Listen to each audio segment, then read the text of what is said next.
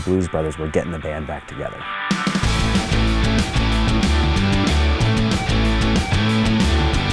If you saw last season, we left it with the boys being rejected horribly by one of their favorite directors of all time, John Landis. And then Sterling Torrington bursts in the room and shoots us all dead. In true sitcom fashion, we come back and everything is totally fine. It's Holliston. You just miraculously heal as soon as you go to commercial. This season really just sort of blows the roof off of last season.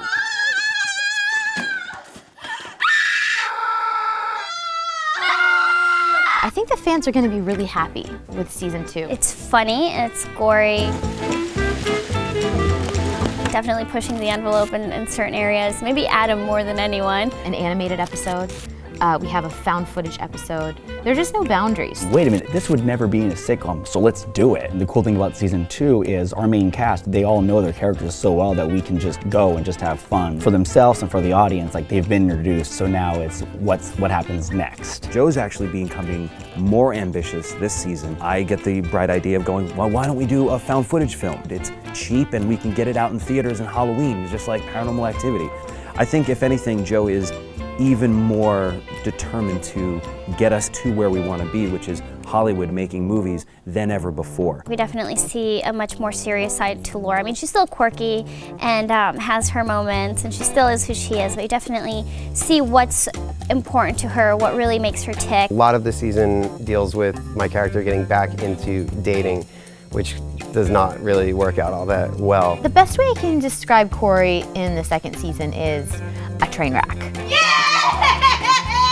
First season, she really had it together. And in the second season, she's like coming unglued a little bit. It's just one of those things that we're so lucky that we get to have these people who get the world of Holliston that we've created, and they can come in and just kill it. A lot of the guest stars do come from the horror genre, and I've worked with Adam before on narratives, and now it's like their chance to do a sitcom. Everyone is comfortable and having fun with it. We've been lucky enough to bring back Kane Hodder and Danielle Harris. Last year everybody had these like big roles and got to be ridiculous, and I kind of just had this little snippet. So if you can't laugh at yourself, you know, I mean, I don't take what I do too seriously, so this is the perfect way for you know, fans to be like, oh my gosh, she actually has a sense of humor about what she does. You guys are all a bunch of freaks. I'm doing this out of the kindness of my heart. It's another Green project where he makes us do things that, for me, I never thought in a million years I'd ever do on film. Oh, I love my life. I can't wait to kill people in your movie. Cheesy reminder of what I've done in the past. I've never worn one of these on anything besides a Friday movie, so this is a first. It was Angus Scrim. Oh, It's too long!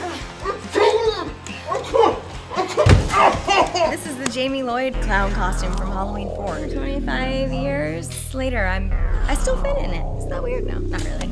Good evening, Holliston! Both Dee and Dave Brockie have been such huge supporters of the show, and to have them back was such a thrill. Feels like I should be killing something. The show is just great. It's the coolest thing that's ever happened to me. I don't want your hand, I want your mouth. I have more lines. I come out of the closet more as it is, you know. I don't know if there's some kind of symbology there. I'm the greatest thing about this show. In fact, I'm the star. Lance gets the terrible news that we're shutting down, so we have to now do things to either save money or we have to sell stuff off. For the Movie Crypt, which is our show that we host every day, we have to now incorporate films like Made in Manhattan and other really terrible romantic comedies. No offense, Jennifer Lopez. We have an episode where Corri gets bit by someone at the hospital, and of course immediately Joe thinks, the werewolf, we gotta deal with this. And who does it happen to be but David Naughton from American Werewolf in London. They weren't real chains, but I really had to be chained in. I only got out of the chains for lunch. They're like, Corri, do you need anything to drink? Do you need to pee?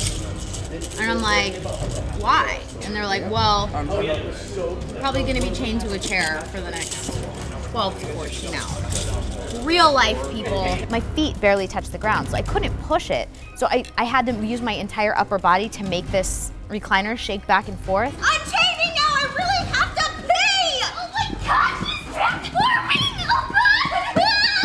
The next day, I woke up and I was like, ugh. This season we got to work with some new guest stars. Bailee Madison. Bailee Madison. Bailee Madison. Bailee Madison. Bailee Madison. I loved Bailee. She's like my new little sister. Adam is single for the first time. Well, not the first time, but as of now. And he meets this girl named Bailee, and I guess he sees something special in her. The girlfriend that he has is a 11-year-old or maybe 21-year-old girl. So she's a girl that has definitely many different secrets, and she may or may not be who she totally is. So wouldn't it be really funny if I'm dating an 11-year-old girl who is so obviously an 11-year-old girl, but Joe can't see it, Laura can't see it, and only Corri's the one who can see it, and we all take that as jealousy. it's my first boyfriend, on screen and off, so it's very interesting. What nickname could I call him? So we started throwing back like cereal names and like candy names. I think we got so into it, and I think he forgot that I was 11 at one point. He was like, "Come on, babe, come see my room." And the entire Satin crew turned. He was like, "But that was so weird." I was like, "It's okay, honey." See this bruise? That is, it's starting to fade. But Bailee, that's Bailee. And she was like, "Can I throw you harder?" I'm like, "Yes." So I was like throwing myself against the wall, and then she'd go like this. And it didn't even show up for a couple days. But I was like, "Yeah, baby." It's been fun, especially with my character with Corri. I'm very, very mean to her. Me and Corri in the bathroom, and I take out my nifty switchblade, and I have to learn how to like do it with my thumb. We were joking today, it has like a huge blister on it because I had to swipe it so many times, and I'd be in the middle of the scene, I'd be like super dramatic and be like, "I will do this," and then I'll be like, make it work, trying to get it to open. I think it's a dangerous thing to let Adam Green have a sitcom, but I think it's the world might be better for it. James Gunn has been a friend of mine for a long, long time. Adam saw my movie Slither about 6 years ago, or whenever that movie came out, and he came to me because he was a big fan of that movie, and we just became instant friends since then. We got James Gunn to play our bully who comes back into our lives after being in 12-Step. To basically kind of make amends with us. I'm playing the character of John Anguish, who is a big dick, and seems to be based on me, which is kind of mean, I think, of my friends Adam and Joe. Friends is a loose term that I use. Acquaintances. You seem so happy with Connie and everything. Seem so happy with Corri and everything. And they wrote this role for me of a giant douchebag who happens to act a lot like myself.